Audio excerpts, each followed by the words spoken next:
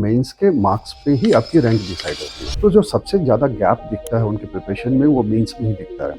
And the reason is mains is all about perspective, opinion, expression. You know, clarity of expression come with three things. First of all, you need to get order of arguments correct. Secondly, example should be good. And third, the data and figures should support your points. Interdisciplinary approach is very important in mains examination. Mains preparation is not all about collecting information. Rather, it should be more analytical and opinion based. Mains is all about two things, clarity of concept and clarity of expression.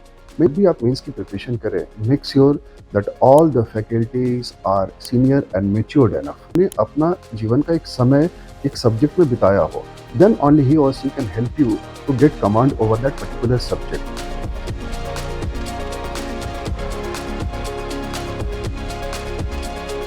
Hello everyone, मेरा नाम शाम आरगी चिराग है. इस UPSC CSE 2024 में मैंने all India rank 4 secure की है. I am very grateful to my friends and family who have supported me through this entire journey. मेरी जर्नी काफी लंबी रही है of 5 attempts. This was my 5th attempt, my second interview and my third mains. So मैंने पहली लगातार 2 prelims में setback देखा है. So to all those of who could not find their names in the PDF, I completely understand what the feeling is, because I felt the same the last year when I couldn't qualify the last stage. So I would also like to mention कि family का बहुत बड़ा important role होता है इस entire journey में. जैसे मेरे पापा की डेथ हुई 2017 में, आफ्टर विच मेरी मदर ही थी जो जिनका सपोर्ट बहुत फिनोमिनल है. Now coming to family, family का सपोर्ट आई थिंक बहुत बहुत ज्यादा इंपॉर्टेंट होता है हर एक एस्पिरेंट की जर्नी में. मेरे फादर की डेथ हुई 2017 में, जिसके बाद मेरी मदर जो थी, she was the only parent that I had. Being a single parent is very difficult, I understand. And उन्होंने जो सैक्रिफाइसेस किए हैं उसको मैं कभी रिपे नहीं कर सकती, या कभी उसके लिए मैं कुछ ऐसा नहीं कर सकती जिससे मैं उनके सैक्रिफाइसेस को इतना एक्नॉलेज कर पाऊं. I am very very grateful to her.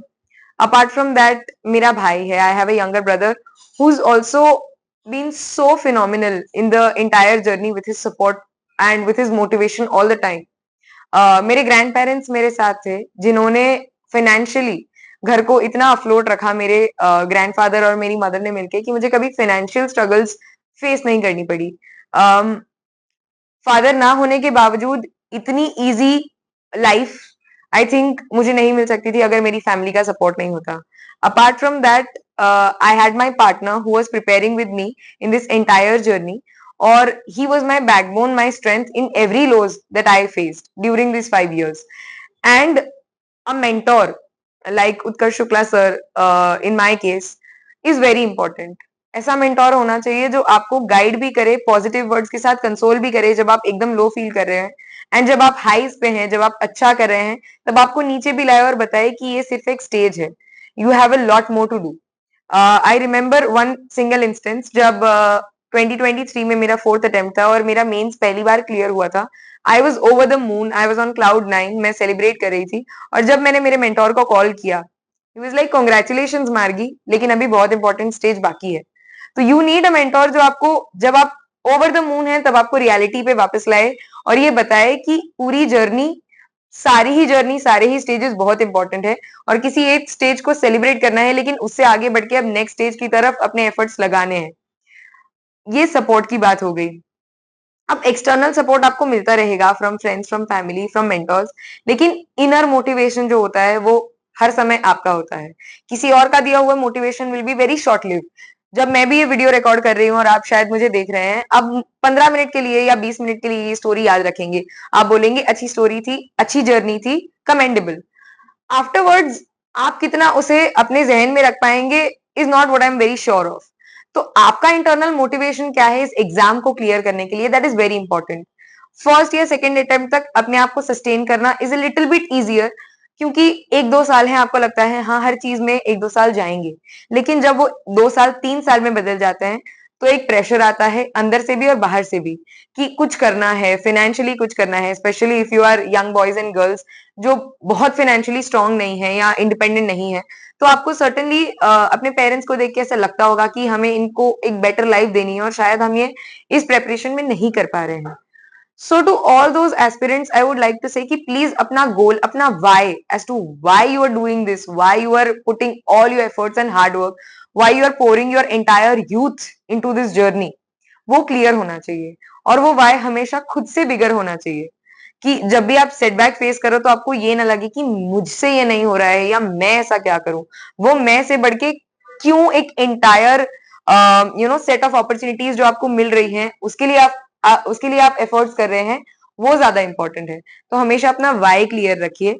And finally जो क्लीशे एडवाइस सभी देते होंगे, लेकिन मुझे भी ये देनी पड़ेगी क्योंकि ये बहुत सही है और बहुत काम आती है इस एंटायर जर्नी में, इस की जो निष्काम कर्म गीता में दिया गया है वो याद रखिए. रिजल्ट जो आता है वो कभी पॉजिटिव होता है, कभी नेगेटिव होता है, बट उससे आपकी सेल्फ वर्थ को डिटरमिन ना करिए.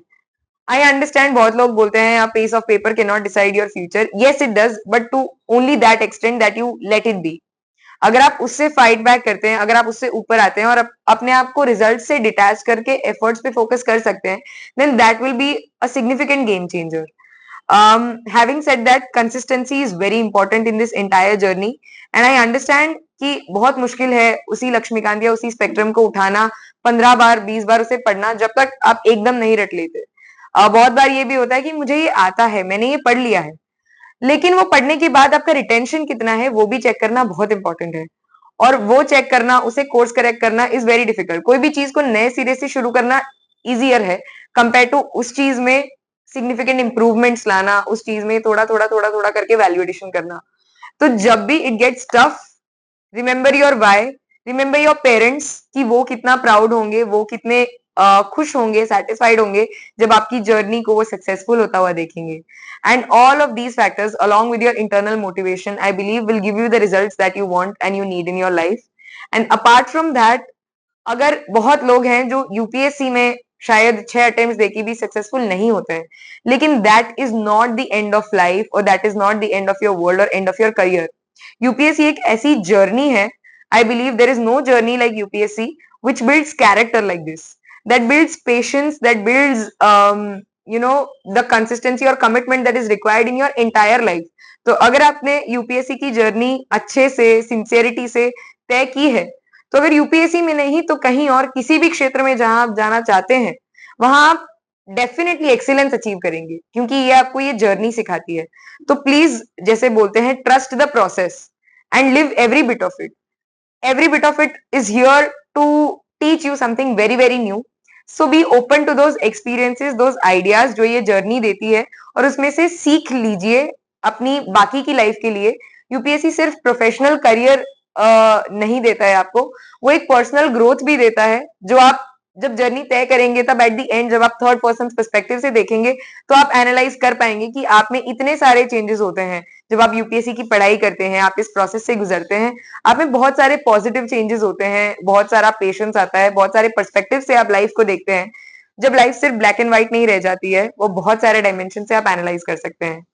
So that is it from my side, and I am very grateful and very honored that I get to share my journey on the Delhi Knowledge Track, and thank you to them for giving me a platform to describe my journey. Thank you.